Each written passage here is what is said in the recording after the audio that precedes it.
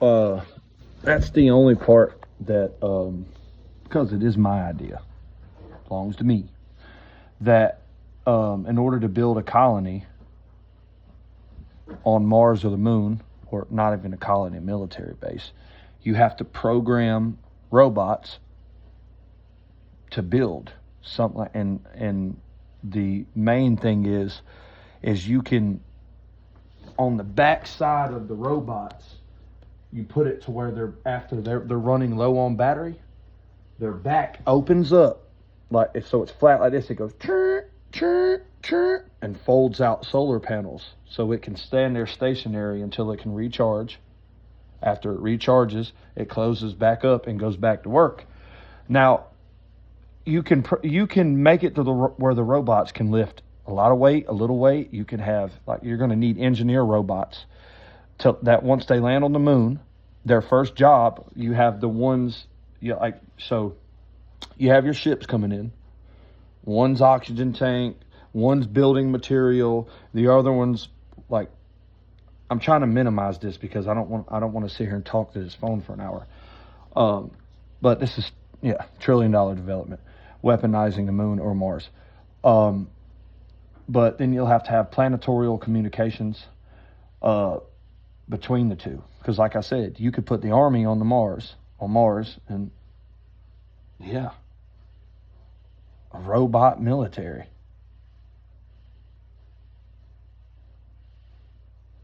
A robot military. So,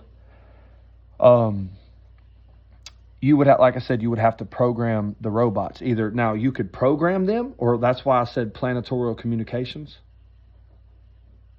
Kind of see what I'm talking about? Planetarial. I love my fuck it. Planetarial communications means that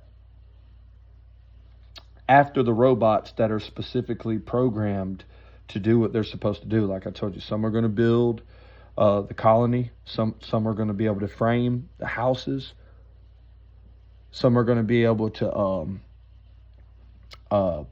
monitor the air inside the buildings once they're done, so that way the robots would call NSA or NASA and say, hey, air levels inside of the colony, once it's completed and built by the robots, the air levels are safe enough for humans to come.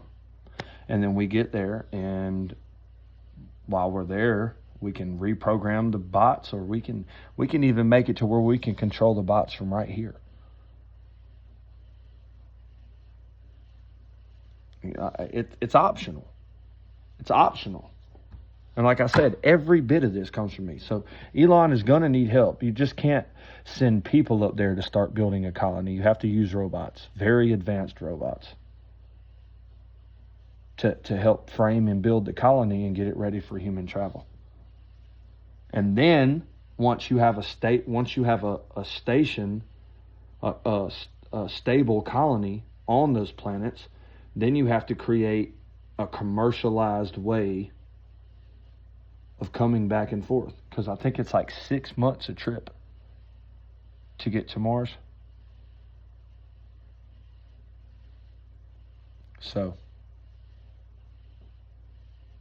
it's a lot to do. But like I said, Central Intelligence's job is to keep the government going forever, and national security is to keep humanity going forever. And in case of global nuclear conflict, we have to have a safe haven for the survival of humanity. You just can't simply go underground and then you come above ground and all the water and food is poisoned. So you can't stay underground for 60 years.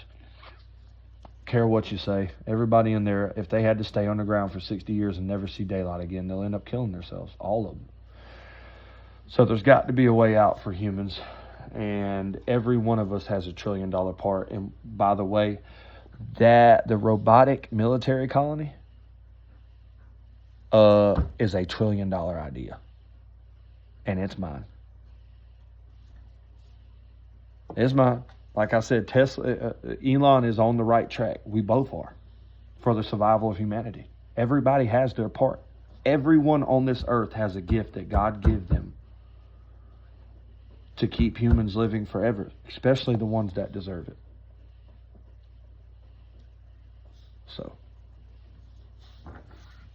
You know, until God does call, until God does get ready, then,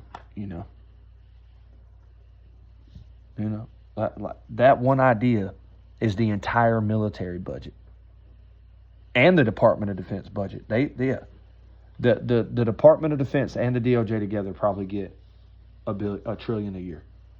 That one idea is worth that. The entire, I love my stop. Yeah, it's mine. But either way, yeah. Micro nuclear power plants.